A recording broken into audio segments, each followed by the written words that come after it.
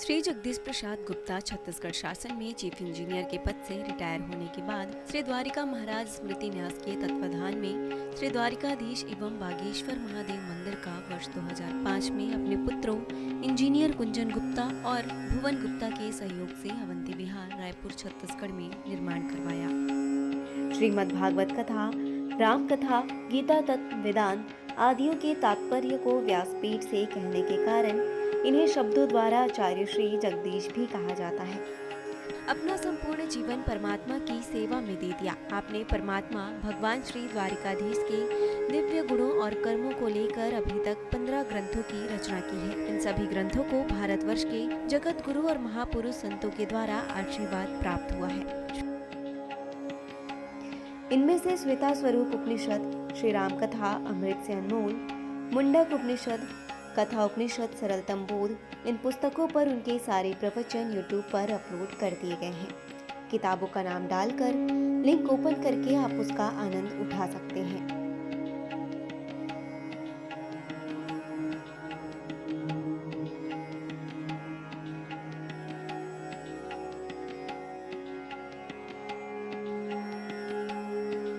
अभी श्रीमद् भागवत और वेदांत सार खंड 2 के षष्ठ विचार का सद्धर्म अथवा मनवंतर का उद्बोधन सुन रहे हैं आप।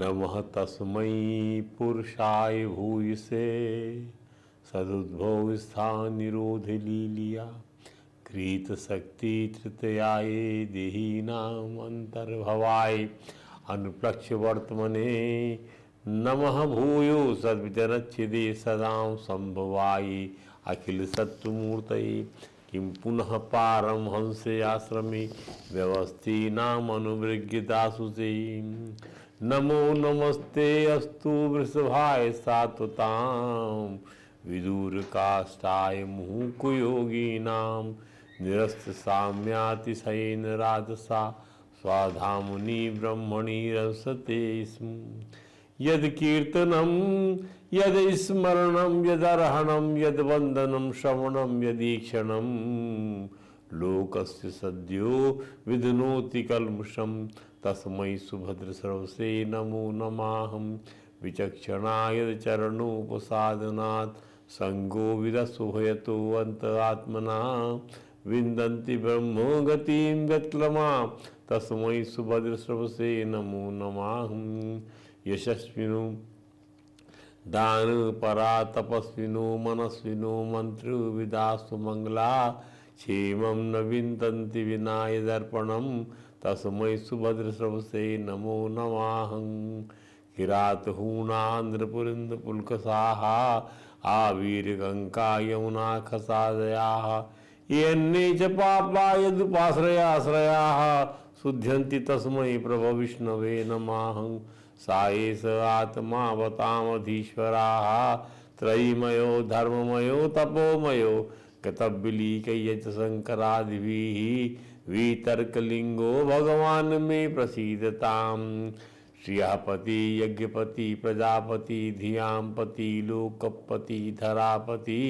पति गतिश्चंदक वृष्णि साधुतां प्रसीतां भगवान में सतां पतिं येन प्रचोदिता सरस्वती पुरा वितन्वता सतीं स्मृतिं हृदि वितन्वता जस्या किरासताः सा ऋषभार्षीणां भगवान में प्रसीदतां भूतै महद्वी महापुरो विहू निर्मायसीति यद मूषु पुरुषा भुंक्ते गुणान् षोडशात्मकाः सोऽलङ्कृतस्मिनि नमः तस्मै भगवते वासुदेवाय वेदसे पपु ज्ञानमयं सौम्या मुखाम्बुरुहा सवम् जगत में आजा फिर से राम बजाया ब्रज में बंसी श्याम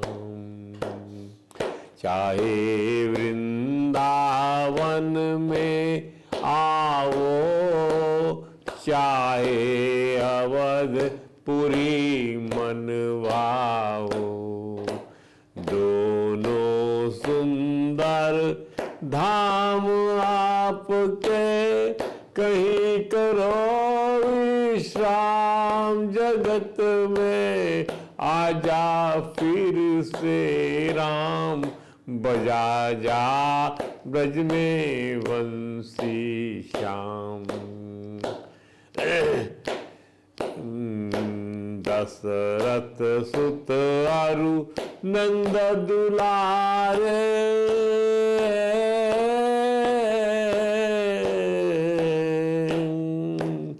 दशरथ सुत अरु नंद दुलारे, दोनों रूप में अति प्यारे, राम बनो या श्याम जगत में, आजा फिर से राम, बजा जा ब्रज में वंशी श्याम।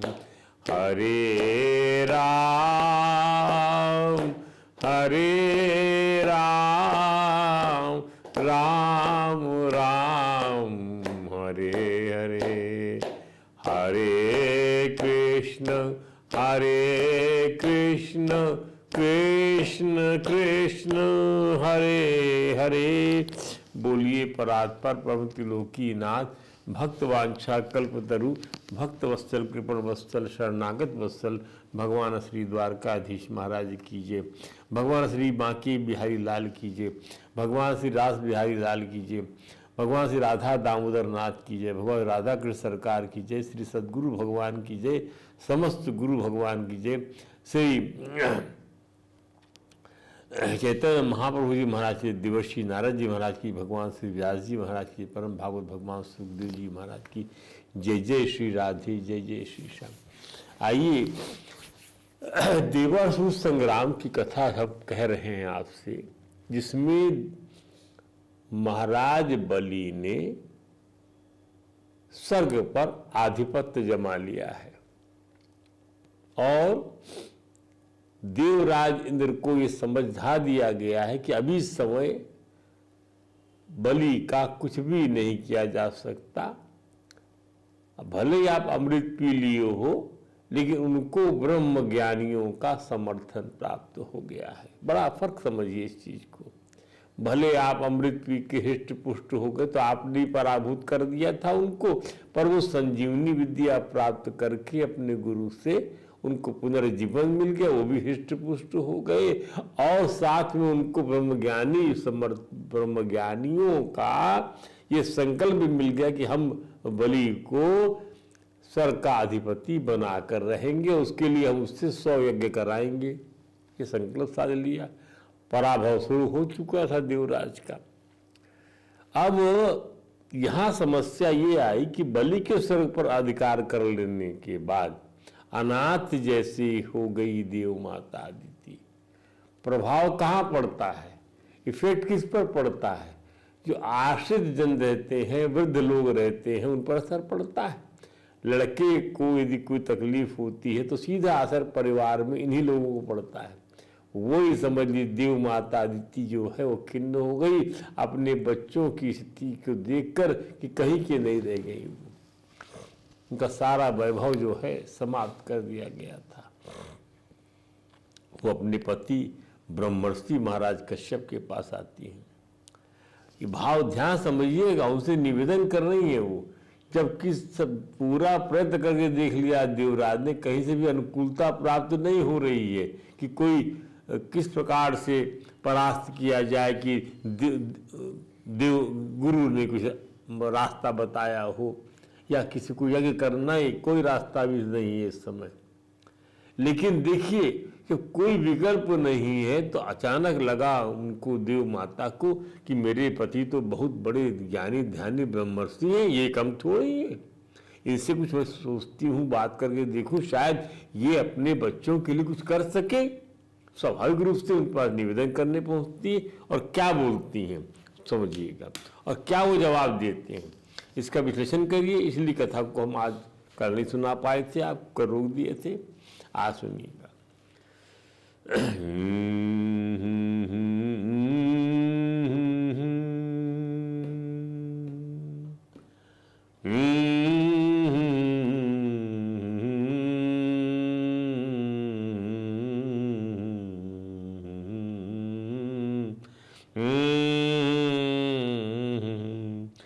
तई तबैव मारीच मनः शरीर जा प्रजाइमा सत्वरजस्तमो जुषा समो भवान् ताव सुरादिषु प्रभो तथा विभक्तं भजते महेश्वराः तस्मादीशा भजन्त्या मे श्रेयश्चिन्तये सुरत हृतश्रियो हृतस्थाना न सपद नहीं पाहे ना प्रभो।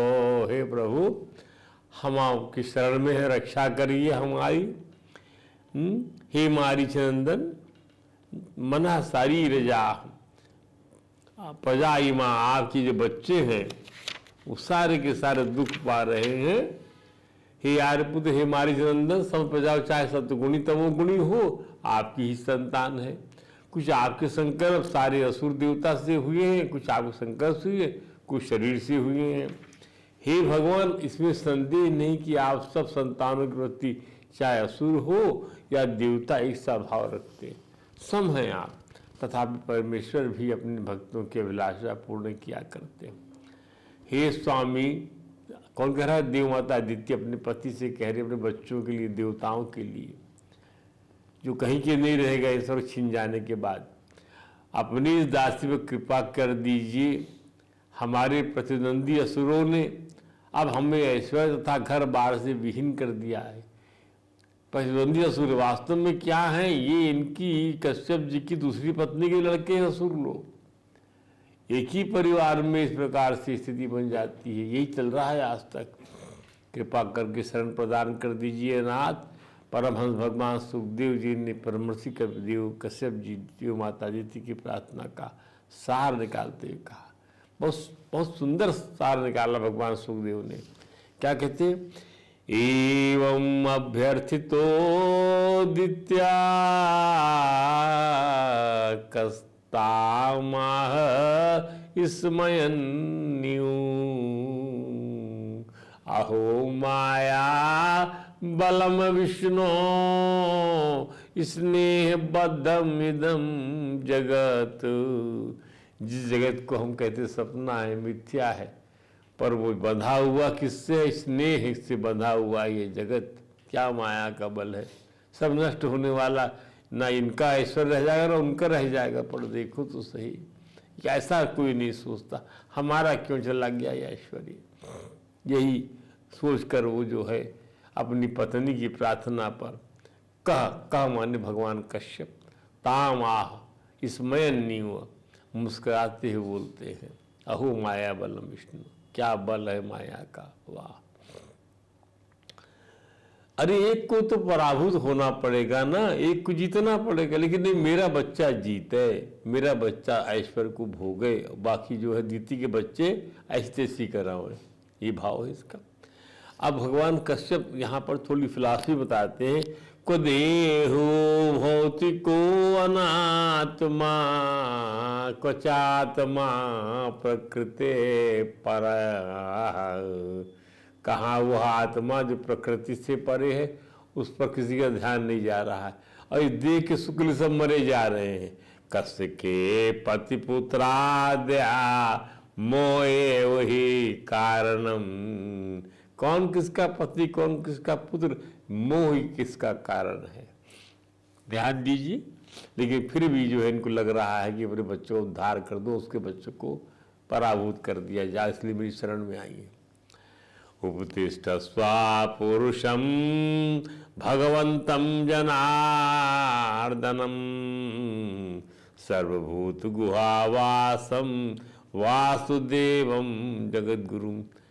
हे अदिति, हे देवी, सब भूत प्राणियों के हृदय में वास करने वाले भगवान जगत गुरु भगवान वासुदेव की शरण में जाना है। उत्तिष्ठस्व पुरुषम, उठो उनकी शरण में जाओ। सा विधास्यति ते कामान हरिर्दीनानुकंपना। हरि जो है दीनों पे दया करने वाले, वो तुम्हारी कामना की पूर्ति करेंगे। अमोघा भगवत भक्ति न तेरी मतिर्मम।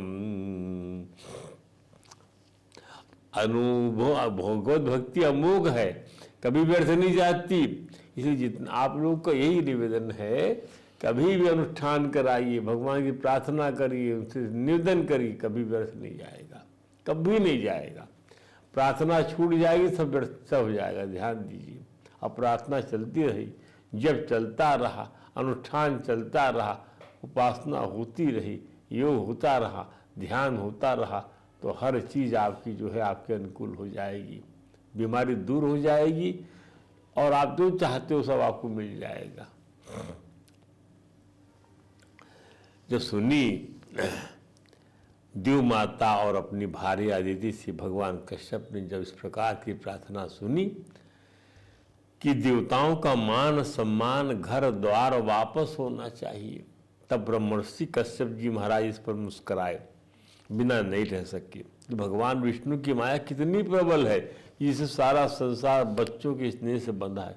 अरे यह देह है क्या, आखिर पंचभूतों से बना हुआ ही तो है, परंतु आत्मा तो नहीं है, और जो आत्मा है वह भौतिक तत्वों से सर्वथा भिन्न है। भौतिक तत्वों की प्रकृति से परे है यह आत्मा। न किसी का कोई पति है, न पुत्र है, न तो संबंधी ही है। अज्ञान जन्य मोह ही सब बचा रहा है। संबंधों की आसक्ति का अनुराग या अनुराग का मोह ही एकमात्र कारण है। तो कहते हे प्रिय, हे देवी, तुम सर्वांतरयामी भगवान जनार्दन हरि की जो अपने भक्तों के दुख मिटाने वाले सबके हृदय में विराजमान वासुदेव ही हैं, उनकी आराधना करो। उपतिष्ठस्व, उठो, बड़े दयालु हैं, दीन दयाल है वे हरि अवश्य तुम्हारी कामना पूरी करेंगे, तुम्हारे दुख को दूर कर देंगे। देवी तुम उनकी उपासना करो, यही मेरा दृढ़ निश्चय किया हुआ अभिमत है कि श्रीमन नारायण हरि की भक्ति कभी व्यर्थ नहीं जाती, अमोघ होती है। It is never in when.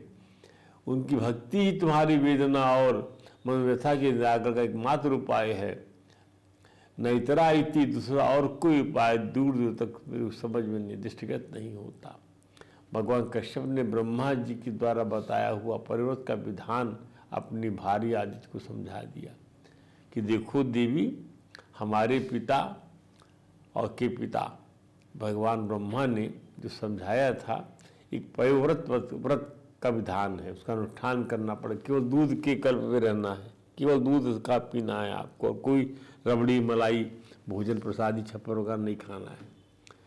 माता जी ने इस प्रयोग का विधि विधान से पारायण किया। इस प्रयोग की विधि में अपने नित्य और बहुत नैमित्तिक नियमों को पूरा करके एकाग्र चित्त से ठाकुर जी की मूर्ति, वेदी, सूर्य, जल, अग्नि और गुरुदेव के रूप में भगवान की पूजा का निम्न प्रकार से स्तुति करना होता है। ठाकुर जी की मूर्ति का, वेदी का, सूर्य, जल, अग्नि और गुरुदेव के रूप में सब करना पड़ता है। भगवान क्या स्तुति करना पड़ता है? नमस्तुभ्यं भगवते पुरुषाय महीयसे सर्वभूत निवासाय वासुदेवाय साक्षिणे नमो अव्यक्ताय सूक्ष्माय प्रधान पुरुषाय च चतुर्विंशात् गुणाज्ञाय गुणसंख्यान हेतवे नमो दिशीर्णे त्रिपदे चतुश्रृंगाय तंतवे सप्तहस्ताय यज्ञाय त्रयविद्यात्मने नमः। नमः शिवाय रुद्राय नमः शक्तिधराय च सर्वविद्याधिपतये भूतानां पतये नमः। नमस्तुभ्यं भगवते पुरुषाय महीयसे। प्रभु आप सर्वशक्तिमान हैं। ये तो बोल सकते हैं, हाँ बोल सकते हैं। संस्कृत नहीं बोलना आता तो ये बोल दीजिए, प्रभु आप सर्वशक्तिमान हैं, अंतर्यामी और आराधनीय हैं। आप समस्त प्राणी आप में और आप समस्त प्राणियों में निवास करते हैं, इसी से आपको वासुदेव कहते हैं। आप समस्त जगत और उसके कारण के भी साक्षी हैं। हिंदी का एक वाक्य भी लोग नहीं बोलते, उसके कारण के भी साक्षी भगवान मेरा आपको नमस्कार है। आप अव्यक्त तो सूक्ष्म हैं, प्रकृति पुरुष के रूप में आप ही स्थित हैं। आप 24 गुणों को जानने वाले हैं और गुणों की संख्या करने वाले सांख्य शास्त्र के प्रवर्तक हैं। आपको मेरा नमस्कार है।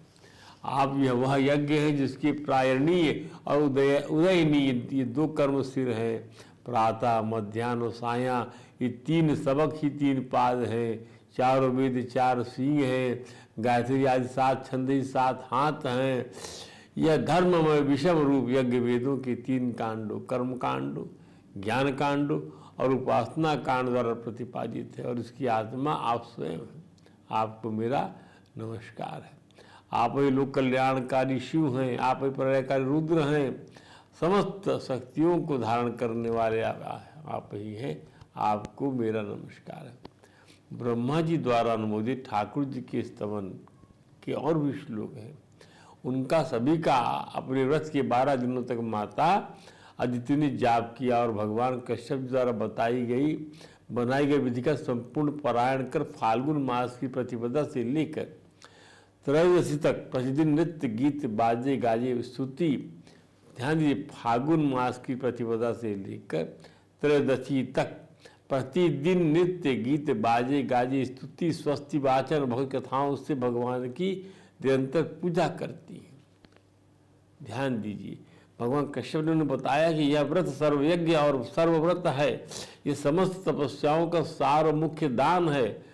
भगवान कश्यप ने उनके माध्यम से अपनी प्रजा सभी प्रजा को कहा क्या, तएव नियमा साक्षात तएव चा यमोत्तमा तपोदानम व्रतम यज्ञो ये न तुष्यत्य दोक्षजा। जिससे भगवान प्रसन्न हो वे ही सच्चे नियम है। नियम वो नहीं है जिससे भगवान प्रसन्न नहीं होते। नियम वो है जिससे भगवान प्रसन्न हो जाते हैं। वे उत्तम यम है, वही वास्तव में तपस्या है, दान है, व्रत है और यज्ञ। उन्होंने अपनी भार्या से इस व्रत को श्रद्धा संयम से करने कहा और उनके अनुष्ठान की सफलता के लिए आशीष दिया कि भगवान परतुष्टः ते वारान आशु विधास्यति। भगवान परतुष्टः ते वारान आशु विधास्यति। भगवान शीघ्र ही तुम पर प्रसन्न होंगे और तुम्हारी अभिलाषा पूर्ण करेंगे।